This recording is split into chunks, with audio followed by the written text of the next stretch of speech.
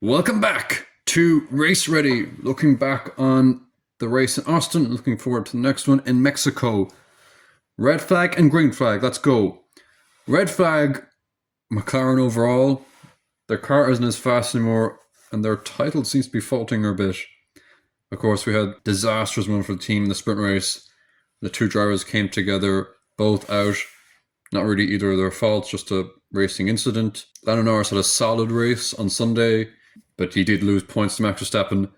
Oscar Piastri lost 23 points to Max Verstappen, who is getting in the green flag category, of course. Dominant weekend, won everything and led every single lap. Still 40 points behind. He wins the driver of the weekend, obviously, because he was just...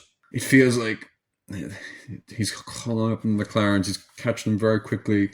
He's like a Jaws scene in the movie. The McLarens are helpless, it seems, but we'll see what happens. Red flag. The race itself, it was boring. Very difficult to overtake in the race. Dirty air seemed very bad. Lando Norris, of course, struggled in dirty air. That was the only battle we really saw during the race, Norris and Leclerc. Other than that, it seemed like the race was decided on turn one. Green flag, Carlos Sainz getting a podium in the sprint race. Took advantage of that first corner chaos. Red flag, Carlos Sainz for a collision with Kimi Antonelli that ruined both their races. And Sainz will also take a penalty, a 5-place grid penalty for Mexico. He takes home the Gotifi award for Sunday only. Saturday was very good. Green flag, Ollie Bearman. Very solid weekend from him. Seems to be very much on the upper hand on his teammate Esteban Ocon. But a costly penalty in the sprint race.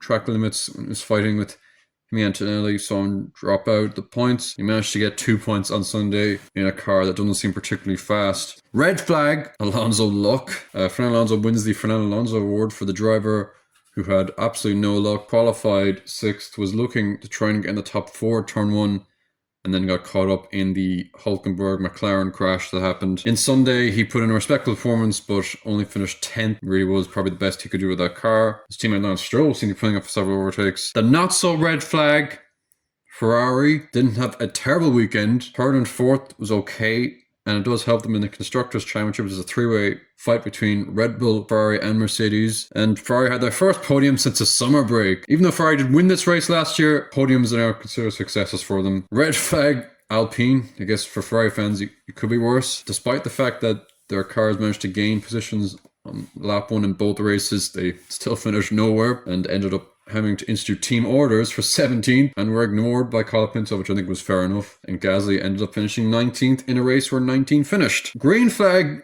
the TV director. We actually saw cars racing throughout the weekend. We missed a couple of battles. Qualifying wasn't that great, but I'm going to give him a green flag just because we actually watched the cars this weekend and not, I don't know, Zach Brown staring at something. We saw the Leclerc-Norris battle for a while. And the FIA also the green flag for not giving away any stupid penalties this weekend. It was Bearman and Sainz got penalties, and they are both fair enough. So a weekend where nothing's coming out from the race director or the TV director is amazing.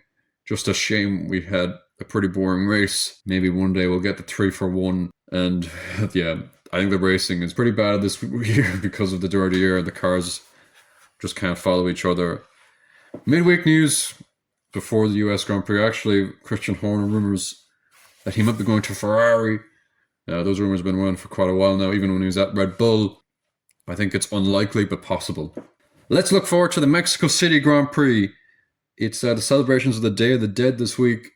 They always hold it in the last week of October in Mexico. Day of the Dead kind of feels like Alpine are dead. High altitudes, which means less oxygen for the race. Harder for the engines to breathe. Be almost like feeling what it is to be a Renault every weekend. I'm not going to put any more Alpine insults, but that does affect DRS and straight line speeds, and we'll see how the different engine manufacturers cope with it. I think this race does need an incident to happen because the fear is that it's going to be decided on turn 1 or on lap 1 because it is just very hard to overtake. It is a long straight and a long run to turn 1 where drama can happen. And of course, it is, no matter what happens, it is going to be a fascinating weekend with high stakes in the three-way fight for the World Championship, with seemingly Piastri, Norris, and Verstappen converging in each other. And then you have the three-way fight for the second place in the Constructors' Championship. Look forward to that in Mexico.